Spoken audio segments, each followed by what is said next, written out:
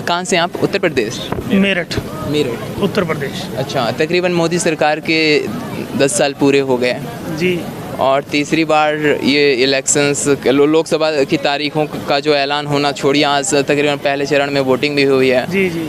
तो कुछ डेवलपमेंट दिखा पिछले 10 साल में? नहीं सर, कोई डेवलपमेंट हमें धरातल पर नज़र नहीं आया, सिर्फ कागज़ों में, बयान में यही नज़र आया।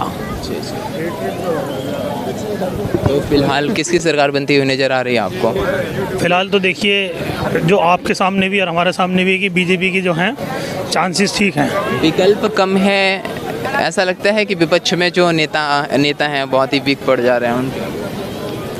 विपक्ष के जो नेता हैं वो इस वजह से वोट कम जा रहे हैं। दरअसल आज के टाइम में जो राजनीति हो रही है ना, वो धर्म के नाम पर हो रही है।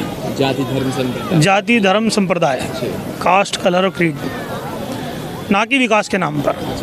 आज के समय में जनता भी ऐसी हो चुकी है, अकेले नेताओं को दोष देना भी ठीक नहीं है।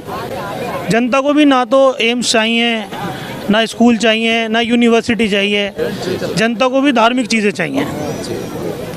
जनता को भी बस ये है कि एक इंडिया की जो आम जनता है ना, उसके अंदर एक माइंड सेट ये हो चुका है कि वो चाहती है कि बस धर्म, विकास से खाली हो चुकी है। बहुत ज़्यादा कास्टलिज्म हिंदुस्तान में बहुत ज़्यादा है और अंतिम चरण पे है जातिवाद। हम तो यही चाहते हैं कि इस जातिवाद के जाल से हमारा भारतवर्ष बाहर आए और इसके अंदर तरक्की की, उन्नति की लहरें हों, युवाओं को अवसर प्रदान हो। कास्टलिज्म एक दीमक की तरह काम करता है और ये दीमक जो है कहीं ना कहीं हर जगह दिखाई देता है। ये ऐसी दीमक है कि सबसे पहले दिमाग को खा जाती है, और जब आदमी दिमागी रूप से खाली हो जाता है तो उसे किसी चीज़ की कुछ परवाह नहीं होती।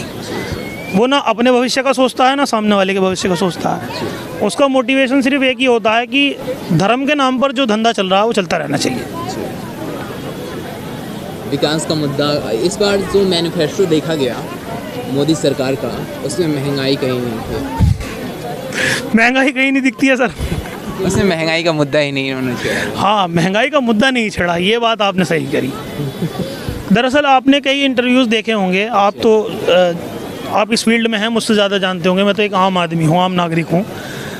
अगर कहीं पब्लिक से भी पूछा जाता है ना महंगाई के मुद्दे पर, तो वो लोग कहते हैं कि हम 1000 रुपये लीटर पेट्रोल सह लेंगे, 400 रुपये किलो टमाटर खा लेंगे, 200 रुपये किलो की प्याज मंजूर है, मगर धर्म का धंधा बंद नहीं होना चाहिए। तो कहा जाए कौन सी ऐसी पार्टी है जो कास्टलिज्म पे के आधार पे नहीं चलती, जातिवाद के आधार पे नहीं चलती है? देखिए, मैं इसमें कांग्रेस का पूरा सपोर्ट करता हूँ। अच्छा। और मैं राहुल गांधी जी को बहुत अच्छा मानता हूँ इसके लिए। अगर भारत को तरक्की करनी है, भारत के लोगों को फ्रीडम चाहिए इस कास्ट के जाल से और धर्म के जाल से, तो उसे कांग्रेस का साथ देना चाहिए। तो इस बार किस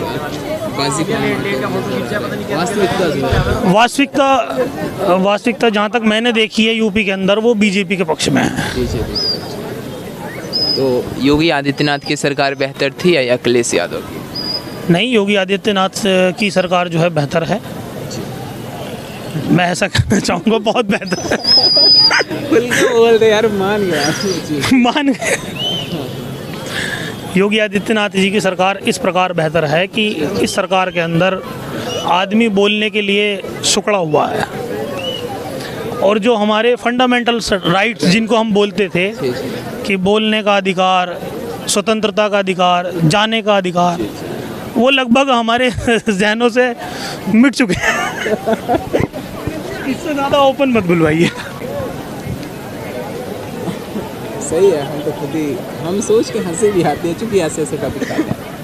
एक चीज़ देखा जाए तो कहा जाता है कि चुनाव के दिनों में जी जो नेता होते हैं बरसाती मेढक की तरह बाहर आते हैं और परमानेंटली गायब हो जाते हैं बरसात के मौसम की तरह, और चुनाव खत्म होने। ये सबसे बड़ी सच्चाई है।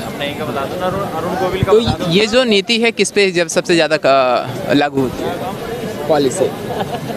ये पॉलिसी पिछले समय में बसपा सरकार में देखने को मिली थी। अच्छा। और आज के समय में बीजेपी का सेम यही हाल है। लेकिन वो कहती है कि परिवारवाद की नीतियाँ कांग्रेस बहुत ज़्यादा। अगर कांग्रेस परिवारवाद की नीतियों पर टिकी हुई थी तो कांग्रेस ने अपना जो मतलब इसका कांग्रेस का प्रमुख था वो, क्यों